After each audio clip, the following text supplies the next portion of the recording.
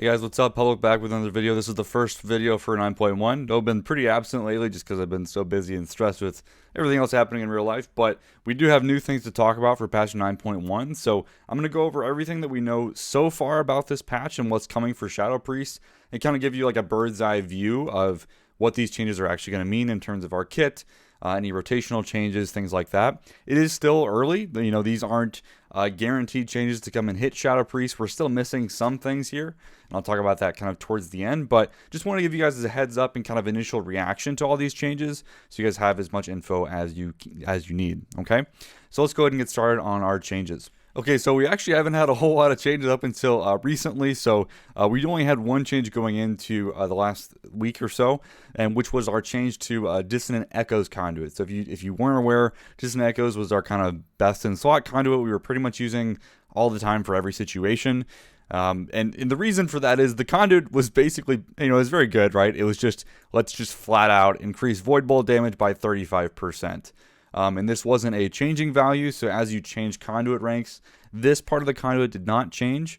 So they actually nerfed that down to 20%. It's actually a pretty significant nerf to this conduit. Definitely nothing, super out of the line, I would say, just because it was very significantly ahead. And if I go ahead and go to our, if I can type correctly, I did do initial sims just to kind of see, what this would look like. So if we go to the PTR sim site, again, not all of this is updated. I've only really run conduits. But you can see with that nerf, Dissonant Echoes has already fallen below Haunting Apparitions, at least from like a composite standpoint. Single target, it's still doing pretty well, which is good. So again, nothing too out of line. I feel like it was pretty reasonable to expect this change.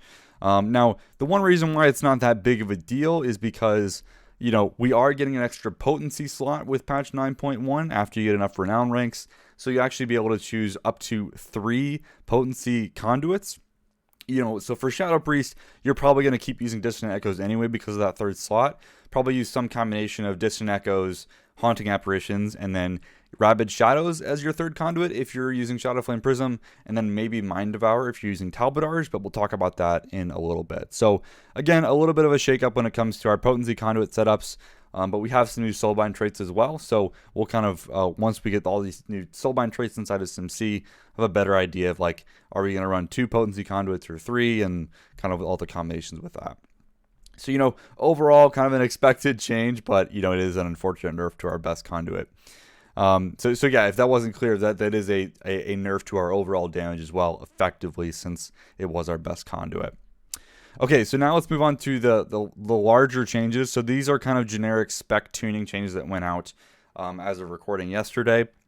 So these changes, and kind of sucks that Blizzard isn't giving like comments or feedback with any of these changes. So we're kind of left to kind of make assumptions on why they did what they did. So I'll kind of read between the lines a little bit here for you guys.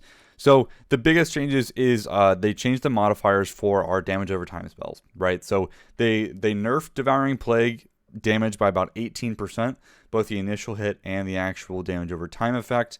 It does still roll its damage to the next Devouring Plague. That part is still the same, but just flat 18% nerf on that.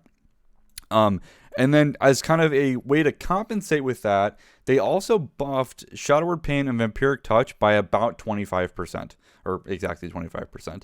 So effectively what this means is they nerfed our single target a little bit, right? And then they compensated by slightly buffing our dots, which are much easier to spread, right? Like you can't spread Devouring Plague very effectively. You can maybe get it on 2 targets at a time, but that's probably about the limit of that. But you can pretty easily spread Shadow Word Pain and Vampiric Touch depending on the talents that you're taking. So that buff actually does increase our multi-target damage and our AoE damage slightly, just because, hey, we weren't using Devouring Plague there before. So because of that, you're looking at a nerf on single target. Usually it's about break even on 2 targets, kind of depends on your talent situations. And then multi-target, you're adding, maybe 2 or 3% per target, depending on what you're doing and how easily you can spread your dots. So, which is, in my opinion, this is a pretty solid change. I am worried a bit about residual effects of this change, and we'll go over those in a second. But generally, we were if not the best single target DPS in the game, like top 3 for sure. So, we got brought down a little bit from that, which was expected, but to compensate, we got a better multi-target increase, which is something we were looking for, especially on spread target. We didn't have a whole lot there. So overall, I think it is a nerf. Don't get me wrong. It's a nerf to, our single target damage, which, does kind of stink, but I think it does put the spec in a better spot. So we'll see what happens. Obviously, we still have tuning to come. Okay, so the other big change that we got here were to our legendaries. So without a doubt, the top 2 legendaries for Shadow Priest, at least from a personal damage perspective, were Shadow Flame Prism and Talbadar's Stratagem. So Shadow Flame Prism was kind of the de facto legendary for anything over single target for the most part. Especially if you're a Night Fae, you would actually even also use it for single target, as I mentioned in the guides. So definitely kind of an expected nerf that it was kind of like the overall go-to legendary for everything. They nerfed its damage component by about 15%. Now, don't freak out. It's not a 15% nerf to the legendary. I'll explain why. So this legendary actually has 2 components to it. The damage component, which is very, very strong, and the insanity generation component, right? If you remember, you also, with every Shadow Word Death and Mind Blast, you increase the duration of your active Bender or Shadow Fiend. That part is still the same, right? So we're not losing any Mindbender uptime. We're not losing any insanity generation from this change. It's just a damage nerf. So from a feel perspective, it's going to feel exactly the same, which is a great thing to do. I'm glad they didn't change that part of the legendary. So yes, it's a 50% damage nerf on that component, but in reality, if you're looking at like the overall damage that Shadow Flame contributed, it's probably more like a 10 or 12% nerf, depending on what you're doing. So again, nothing too out of the ordinary, kind of expected from what we were seeing. From our initial sims, this is still looking to be very, very strong. I think there is some debate on if you're a not Night Fae, what you use on single target, but that will vary greatly on our Conduit and Soulbind trait choices. We'll get to that in just a bit. So the other nerf was to Talbadar's Stratagem. They reduced its damage as well. This is roughly, check my math, an 8% nerf to Talbadar's. Honestly, this is really strange. I don't quite agree with this change, if I'm being honest with you guys. Talbadar's was only ever used as non-Night Fae Covenants on single target for the most part. Otherwise, Shadow Flame Prism kind of beat it out. Early sims are still showing that is still going to be the case. Although with the change coming in 9.1 with us being able to use 3 conduits and the nerf to Dissonant Echoes, we now have a little bit of a choice to make here. So as I mentioned before, we have 2 conduits that directly affect the power of these legendaries, right? With Shadow Flame Prism, using Rabid Shadows gets better when you're using Shadow Flame Prism, right? Because you have a longer version of Mindbender, and Shadow Fiend means you have a greater amount of haste for a longer period of time. So Rabid Shadows gets significantly better with Shadow Flame Prism and does significantly boost the power of this legendary relative to Talbadar's. So if everyone's using 3 Potency Conduits, meaning that whatever the new Soulbind traits aren't worth sacrificing a Potency Conduit, which remains to be seen on tuning, Shadow Flame Prism will probably hands down beat Talbadar's for every Covenant and every situation because of Rabid Shadows. Now, a lot of you guys are probably wondering, like, wait, there's also the Mind Devourer Conduit, right? So the Mind Devourer Conduit directly affects the power of Talbadar's Stratagem, right? Because it is a buff to Mind Blast damage. Now, while that is true, as you can see from the earlier chart, Mind Devourer was already, pretty, like, it was fine on single target. Once you got out of that, significantly falls behind there, right? Definitely kind of struggles there. Whereas Rabid Shadows does get buffed by Shadow Flame Prism, Mind Devourer does, just not nearly as much, right? So, and the other big thing with this, and this is what I was talking about before about kind of residual effects from the Devouring Plague nerf, the other half of Mind Devour, if you're not aware, has I think it's just a flat 10% chance to make you get a free Devouring Plague, right? Now, the problem though, since they nerfed Devouring Plague, they actually effectively nerfed the value of the Mind Devourer Conduit, which is not, I don't have that change in these charts yet. So what that means is, because they nerfed Devouring Plague, they also in turn nerfed Mind Devourer as well, which, I don't think was intended. They probably weren't thinking about that change. So honestly, with this, you nerf Talbadar's and you nerf Devouring Plague, you might need to buff Mind Devourer to make it make sense. Otherwise, I think you're going to be hands down into Shadow Flame Prism. But, obviously, we still need to wait for tuning on that. Other couple changes I do want to mention. This is an anima power, whatever, if you're a Necro Lord. They also nerfed one of our finesse conduits, which is Clear Mind, which reduces the mana cost of our Dispel casts. And it's reducing the mana costs across the board.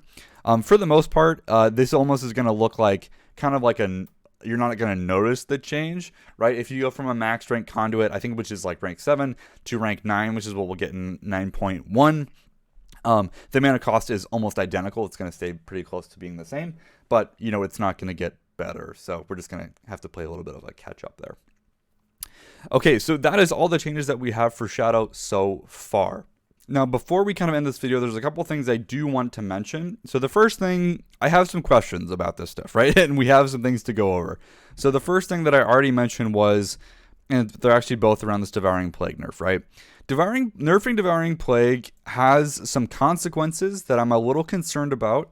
And, we have to wait for the Sims to kind of come back in a few days or weeks. But so the first concern I have with this that I've already mentioned is the Mind Devourer thing, right? Mind Devourer effectively got nerfed with this change. I think they could probably do something to compensate with that, but we'll see.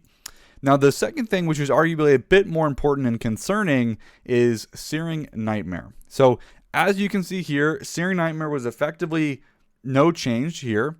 However, they did buff Shadow Word Pain, so you could argue maybe a slight buff to Searing Nightmare, but again, nothing too crazy. You were going to maintain Shadow Word Pain regardless. The question here comes down to 2 targets. So right now, generically speaking, you didn't start using Searing Nightmare until 3 targets. Definitely at 4 targets, but 3 targets kind of had a conditional based on if you were in Void form or not. But with this change, this might actually change when we use Searing Nightmare.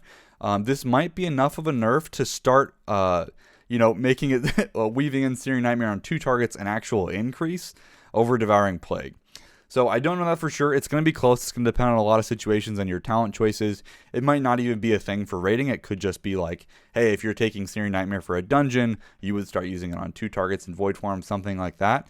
So we still need to work out some changes there from an Insane Generation perspective. But this is kind of a dangerous change in that sense because it has the potential to change up the cutoff points for Searing Nightmare. So more testing to be done on that, but definitely something from like a stacked cleave situation. If we have a 2 target stacked fight, we might swap to Searing Nightmare at 2 targets now over Devouring Plague because of this nerf. So we'll see what happens. Again, like I said, we still need to do more testing, but that is something I wanted you guys to be aware of. So make sure you follow me on Twitter or regularly check the pins in Discord because I'll post as much as I can as soon as I get it. And again, we do have the charts site. If you didn't see what I did last time, if you go to the charts website, if I can go to the original site real quick, ignore my kind of unorganized stuff. There is a PTR Sims button right here.